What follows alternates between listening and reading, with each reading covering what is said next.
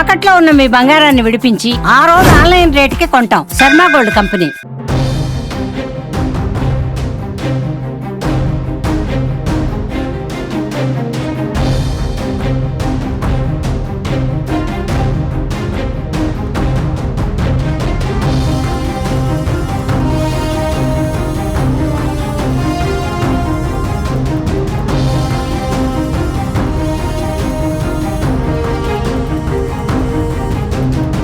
Indian defence system Bharat కు గోడగా నిలిచింది. INS Vikrant అంతు చూసింది. డ్రోన్ల దెబ్బకు పాక్ పరేషాన్ అయింది. లాహోర్, ఇస్లామాబాద్, కరాచీలో బాంబుల వర్షం కురిసింది. గురువారం అర్ధరాత్రి ఆకాశంలో చుక్కలు కాదు, పాక్కు బాంబులు కనిపించాయి. పడుకున్న సింహాన్ని లేపి మరీ తన్నించుకుంది పాకిస్తాన్. అనవసరంగా ఇండియాను గెలికిన పాకిస్తాన్కు చుక్కలు చూపిస్తోంది. మోదీ జమ్మూపై దాడులు చేసే ప్రయత్నం చేసిన పాకిస్తాన్కు ఊపిరి సలపనివ్వకుండా భారత దళాలు ఉక్కిరిబిక్కిరి చేశాయి. భారత నౌకాదళం కరాచీ సముద్ర పోర్టుపై తీవ్రంగా విరుచుకుపడింది. ఐఎన్ఎస్ విక్రాంత్ దెబ్బకు కరాచీ పోర్టును పూర్తిగా ధ్వంసం చేసింది. కరాచీ పోర్టులో దాదాపు 10 భారీ పేలుళ్లు చోటు చేసుకున్నాయి. భారత మిస్సైల్ దాడుల వల్ల అక్కడున్న అనేక కంటైనర్లు పూర్తిగా ధ్వంసమయ్యాయి.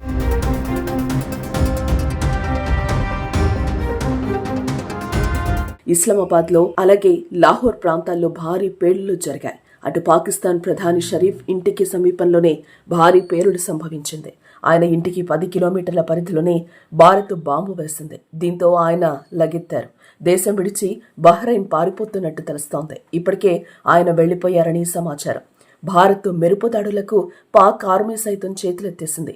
ఏం చెయ్యలేని నిస్సహాయ స్థితిలో ఉండిపోయింది. కీలకమైన ఆర్మీ అధికారులు కూడా ప్రధానితో పాటు విదేశాలకు జంప్ అవుతున్నట్టు వార్తలొస్తున్నాయి.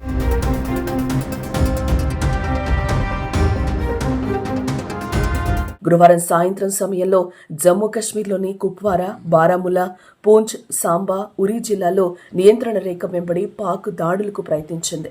అంతర్జాతీయ సరిహద్దుకు సమీపంలో ఉన్న జమ్మూ, పఠాన్కోట్, ఉధంపూర్ వంటి కీలక సైనిక స్థావరాలను కూడా పాకిస్తాన్ లక్ష్యంగా చేసుకుని డ్రోన్లు, క్షిపణులతో దాడి చేసింది. జమ్మూ ఎయిర్పోర్టు పైకి పాక్ క్షిపణులు దూసుకొచ్చాయి. అయితే భారత సైన్యం అప్రమత్తంగా వ్యవహరించి ఈ దాడులను సమర్థవంతంగా తిప్పికొట్టింది. పాక్ పంపిన మిస్సైల్స్, డ్రోన్లను భారత సైన్యం కాల్చేసింది. F-16 విమానంతో పాక్ దాడికి ప్రయత్నించగా భారత్ కూల్చివేసింది.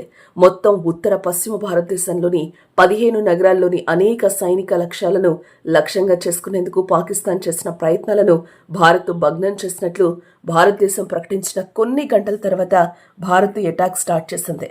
మన అమ్ముల పొదిలో ఉన్న అస్త్రాలన్నీ బయటకు తీసి దాయాదిపై ఎదురుదాడి చేసింది. భారత్ కేవలం గంట మాత్రమే దాడి చేసింది. ఈ దెబ్బకు పాక్ ఖేల్కతమైంది. భయంతో వణికిపోయింది.